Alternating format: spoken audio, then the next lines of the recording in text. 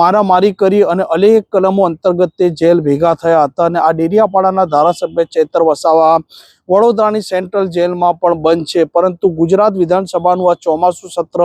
ચાલુ થવાની હોવાથી તેમણે કોર્ટમાં ગુહાર લગાવી હતી કે તે પ્રજાના ચૂંટાયેલા પ્રતિનિધિ છે અને તેમને આ 3 દિવસ સત્રમાં હાજર રહેવા માટે કોર્ટ દ્વારા તેમને રાહત આપવામાં આવે અને કોર્ટ તેમને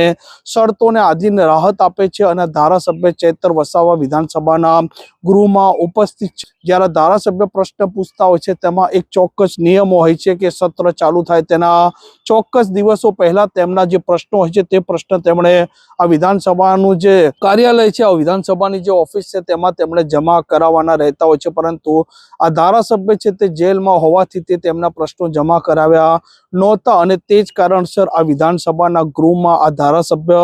ચોમાસુ સત્રમાં હાજર તો રહેશે, પરંતુ તેમના લોકોના તેમના મત વિસ્તારના જે પ્રાણ પ્રશ્ન છે તે પ્રાણ પ્રશ્ન તે વિધાનસભાના ગૃહમાં ઉઠાવી શકશે નહીં।